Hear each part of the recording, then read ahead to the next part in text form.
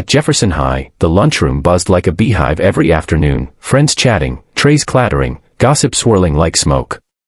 But in the far corner, at a table near the vending machines, sat a girl few noticed. Her name was Alina Park. Petite, always in a hoodie 2 sizes too big, eyes glued to her book, and headphones always in. Quiet. Invisible. Or so she hoped. But bullies always notice. Alina had transferred mid-semester, barely speaking to anyone. Rumors about her swirled quickly. She's weird. Probably homeschooled before this. I bet she doesn't even talk. The loudest of them all was Mandy, a cheerleader with a cruel streak and a need to stay queen of the social food chain.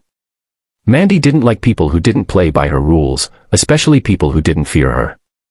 Alina became her target. It started with snide remarks. Then, one day, someone dumped orange juice in her backpack. She didn't react. Not a word. She'd just clean up and disappear again. But bullies don't stop when you stay silent. They escalate.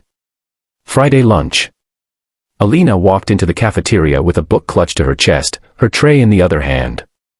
She headed to her usual seat, but Mandy and her crew were waiting. Alina paused, trying to decide whether to turn around or risk walking past them. Too late. Mandy blocked her path, grinning with fake sweetness. Hey, shy girl. Where you going? Got a date with your book again? Her voice was loud enough for nearby tables to snicker.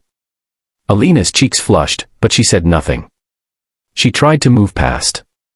That's when it happened. Mandy grabbed the front of her hoodie, tugging it hard. Oops, she said, pretending it was accidental. The sound of tearing fabric echoed through the room. Gasps erupted as Alina's hoodie ripped, revealing the plain white shirt underneath, also slightly torn near the shoulder. The cafeteria burst into laughter. A phone camera flashed. But something changed in Alina's eyes. The quiet, passive stare vanished. Her breathing slowed. Her jaw clenched. And then Mandy reached again, mocking, "You mad, little mouse?" Before she could finish, Alina moved. Fast. In one smooth motion, she dropped her tray, twisted Mandy's wrist away, and stepped sideways. A quick sweep of her leg knocked Mandy off balance, and as the girl stumbled, Alina pivoted and sent a firm open palm strike to Mandy's shoulder, sending her sprawling backward onto the floor. Silence fell across the lunchroom. Mandy's stunned expression said it all. She wasn't hurt badly, just shaken. Her ego bruised more than her body. The crowd didn't cheer. They didn't laugh. They just stared, trying to process what they'd just seen. The quiet girl had dropped the meanest bully in school. Alina didn't say a word. She picked up her torn hoodie, gathered her things, and walked out of the cafeteria. Calm. Controlled. That day changed everything. The video of the lunchroom knockout hit social media by the evening. Some students mocked Mandy. Others called Alina a secret ninja. But beneath the jokes, curiosity grew. Who was she? What no one knew was that Alina had spent 4 years training in Krav Maga with her uncle, a former military trainer. After her father passed away, Alina had trouble processing her emotions. Her uncle took her in, taught her discipline, resilience, and strength, not just physically, but emotionally. She didn't fight because she wanted to. She fought because it was the only way to make them stop. The next week, Alina was called into the principal's office.